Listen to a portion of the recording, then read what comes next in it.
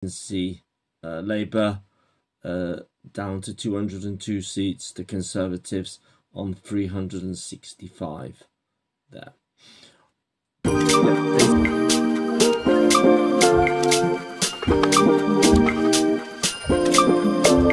Hello, I'm John and welcome to John's Box, my YouTube channel, and in this the first of a couple of Politics John series where I predict the outcome of the 2029 UK general election. Yes, you heard it, 2029, if that looks like a 2-9 over there. So a few weeks ago, in fact on the 4th of July, Britain elected a new Labour government with a massive majority of 172 seats. I'll just recap the result again here, where we saw Labour winning a massive 412 seats, and then a long way behind the Conservatives on 121 seats. Yes, 172 seat majority. And the question is, can they actually keep that majority? Well, the obvious answer is yes, but you know, 5 years is a long way down the road, and who would have predicted the outcome of this result when Boris won that also huge majority, let's say, not so huge, of more or less 80 seats back in December 2019. Yeah, these results, that was the 2019 result there. As you can see, Labour down to 202 seats, the Conservatives on 365 there. Yep, they say 7 days is a long time in politics, and it was indeed, because in that 5-year period we had the COVID pandemic, if I can say that, the war in the Ukraine, the conflict in the Middle East, and the energy crisis, and just in the last week, what have we had? Trump almost being assassinated, Biden quitting, and probably Kamala Harris will come out as the Democrats' candidate for the presidential elections. I know that doesn't directly affect the United Kingdom, but it shall, of course, make some influence on the path that Keir Starmer follows, particularly with the special relationship between the UK and the US. Okay, enough of that. So the crisis caused internally, when we look at the result of a few weeks ago, the crisis internally in the Conservative Party and their running of the economy, the inability to deal with the problems of illegal immigrants led to this massive drop in their support and their number of seats, and this was of course helped by the rise of reform there. We have to remember that the electorate's far more flexible than it used to be, where grandpa would vote Conservative or Labour, and so would his grandchildren. It doesn't happen like that anymore. Only 68% of the electorate voted for the two main parties, and less than 65% of the electorate voted at all. So that seems that there could be some apathy and disgruntled voters, and parties like Reform and the Greens benefited from that to a certain extent, of course, and it could be that by 2029 perhaps those two parties will benefit even more. There was also more tactical voting, given the different choices of parties, with the Reforms and the Greens offering something a little bit different from the two or three mainstream parties. So what I'm going to do now is to look ahead. I'm going to look at each of the parties' challenges from now up until 2029. Now I'll put up this again so that you can see the number of seats that the parties actually gained. Here is my prediction covered up, which I will reveal in the next couple of minutes, but I just want to have a look at each party in turn. Labour on 420 seats, 412 seats. I don't think they'll get many more seats now. There's only a few to gain, but a hell of a lot to lose. You have to remember that Conservatives lost over 200 seats. So, as I mentioned, there's a lot more volatility nowadays. What could happen to Labour in the next 5 years? Well, splits could occur in the party, although there are not too many left-wingers there in Parliament, but there could be splits among perhaps, let's say, ethnic members of parliaments over the Palestine issue, how Labour handles that, if that conflict continues for much longer, of course. Then there's the big question of immigration. Will Labour offer a solution there to curb the numbers? Because it was the Conservatives' problem, now it's Labour's problem. There's also the problem of the economy, but maybe now less so, and NHS waiting lists, and the government has pledged in its manifesto to deal with all those issues, together with an ambitious house building programme.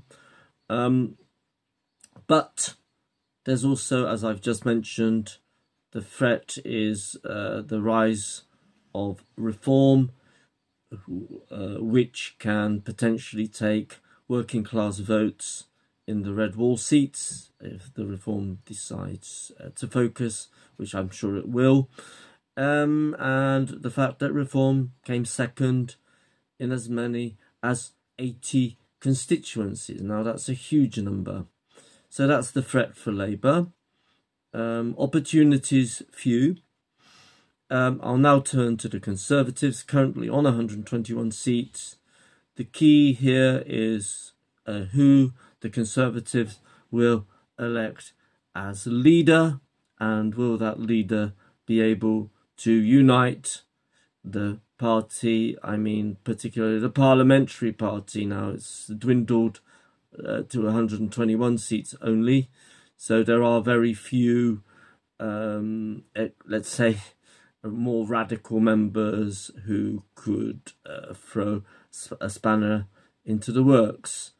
There's no strong, as I've just mentioned, protest against the Conservatives this time, but they must be strong in opposition, and their challenge will be to reorganise themselves, focus on getting back the Shire votes, which they lost not only to the Lib Dems in some of the regions, but also to Labour, and also much of the middle class vote, if we can use that term nowadays, which they lost also to Labour in some of the wealthy, leafy constituencies.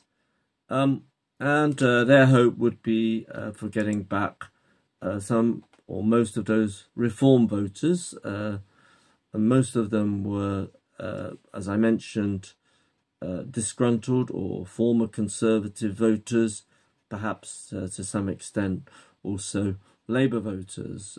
Well, if a Reform as a party collapses, if they're not able to build up an infrastructure, a professional infrastructure, then I think the Conservatives will be the beneficiaries there. Okay, so now I'm going to turn to the Lib Dems, who ended up on 72 seats, which is a huge improvement on where they were back in 2019, where they won only 11 seats. Well, obviously, without Ed Davey doing his stunts, I'm not sure if that will work again for them to stay quiet and just do silly things and get a lot of votes. You have to remember that this general election was different in many ways. It was rather a protest against the Conservatives. So they can't repeat the same campaign. They have to outdo Labour on Labour things, on Labour issues. So be more Labour than Labour, who are focusing more on the centre rather than on the left. So there is a niche there for the Lib Dems to pick up, and they are strong locally. They only have a few local council seats, fewer than the Conservatives, in fact. So they need to focus on being strong locally and in their stronghold regions, such as South West London, into the home counties, South West England, and other regions around the country. They're quite strong in more now. It will be quite difficult for them to improve on that result, I guess, and I think, but perhaps there is a potential, there is an opportunity, as I mentioned, to be more Labour than Labour in certain areas, like the ecology, perhaps there, but then they've got competition with the Greens. Before I turn to the SNP, I'd like to look at Reform with their current 5 seats, possibly to turn into 6 seats. They've got a very strong leader, absolutely fantastic campaigner, good orator, but they have to develop their infrastructure, their base, because I feel the whole, the 2029 general election will depend on Reform. They will be the kingmakers. They will decide on that outcome. I think to some extent they have to follow the same strategy as the Lib Dems. Focus on becoming strong locally. They have to set up constituency offices, people who are willing to work with their hands and feet, knocking on doors and being very active.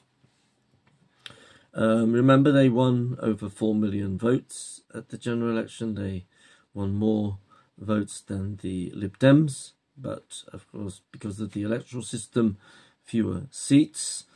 But they have to follow that sort of strategy as the Lib Dems, to be strong locally and to focus on certain areas such as the Red Wall, where there are a lot of working class voters, some of them disgruntled, and that would be their key forward to build on the 5 seats, possibly 6 now. Thanet was a fluke. The member of parliament who won there was considered to be a paper candidate. Now, there's obviously something wrong in their organisation here, not having identified that constituency with Billericay South as a potential winner. And they could have put in somebody much stronger there than the current Member of Parliament who has probably very little experience being a paper candidate. So yeah, that's what they'll need to do, identify places and their electorate, above all, who their electorate is and what they can offer them. Obviously they'll be fighting, they'll be attacking Labour above all on how they handle immigration. So now turning to the Scotnats, the Scottish Nationals, who ended up on just 9 seats from the previous 48. Huge fall, similar plight to the Conservatives. They have to prove themselves. Still, they've got 1 or 2 years in government, and a lot will depend on the Scottish general elections coming up, I think in 2026, if I'm not wrong, if I'm not mistaken. Depends how that leader will manage, the Scottish First Minister will manage, if there is an SNP in government, and of course they'll have to take on resurging Labour Party in Scotland. But if Labour fail, that might be slightly easier. And to the Green parties, they need 1 leader, not 2, and another strong voice. They need to target young voters below 30 who are very sensitive to the ecology. Also on the shires, if the voting age is reduced to 16, I feel the Greens have a lot to gain there. They need to build locally and get more, perhaps on social media, to build the number of seats from 4 to something a little bit more, which I will reveal in a moment. And finally, I'm not going to do Northern Ireland. Finally, Plaid Cymru.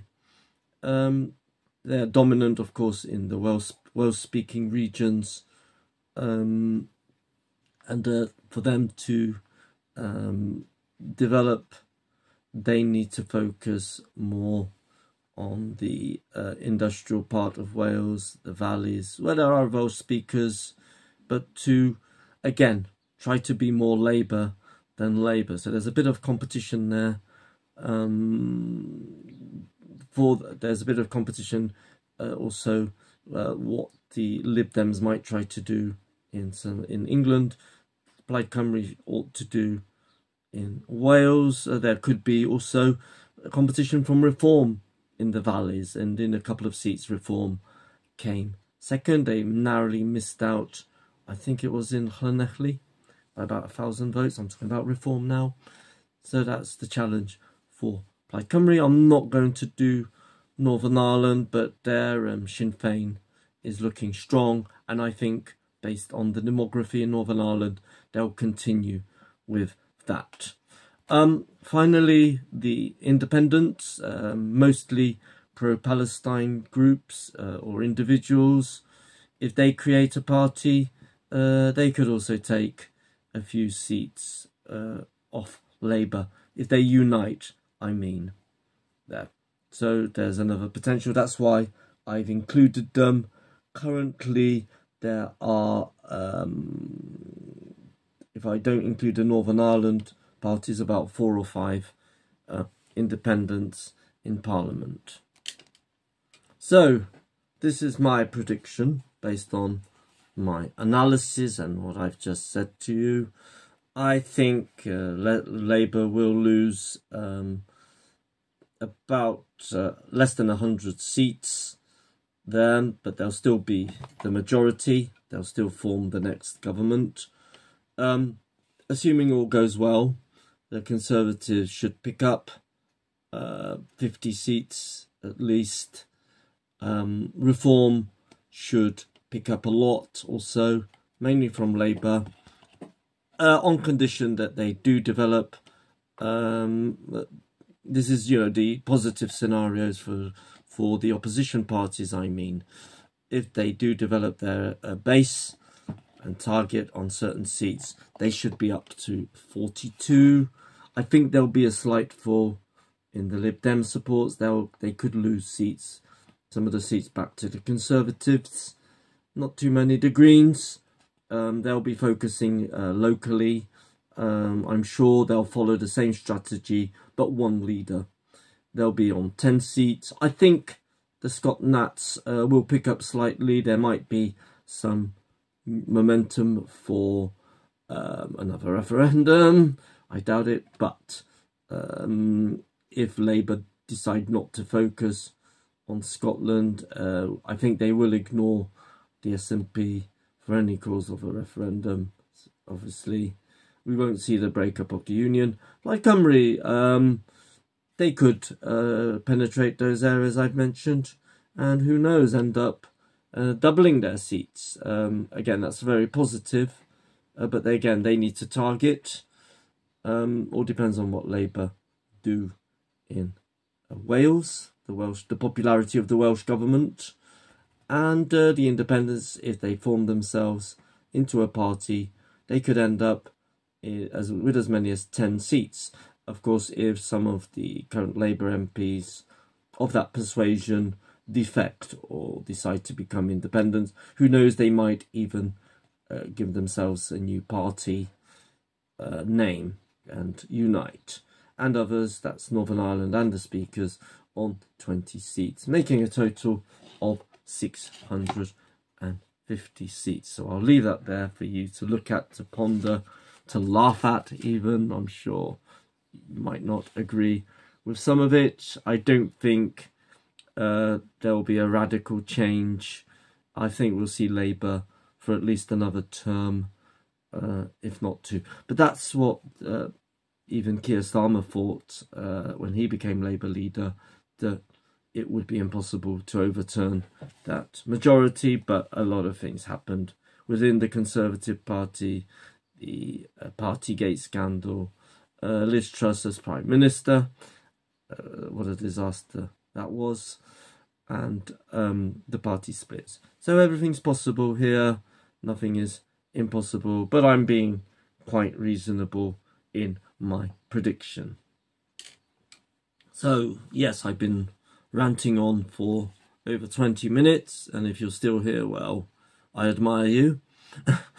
I'll be back next May at the end of the local county council elections. Yes, in May next year, on the Politics John, or if anything else comes up of interest, perhaps the American elections, I'll be back again there. But I must do a lot more research on the US political system, which I'm unfamiliar of. Yeah, don't forget to leave your comments, suggestions. Perhaps you'd like to make a prediction there. Tell me what you think. And I've got a lot of other videos on my channel. You might be interested in what I'd make a lot of videos about towns, counties, and other things of interest. So you might want to watch some of the other videos on my channel. So I make at least 1 or 2 videos a week, maybe less so, but take a look. And of course, please support my channel. Without your support, it won't grow, obviously. Stating the obvious, I want to get up to 1,000 subscribers soon then. So yeah, if you feel you like this sort of stuff, please support it. Help me get to 1,000 this year. I'm being ambitious. Thank you very much for staying to the end, and see you again soon. Bye for now.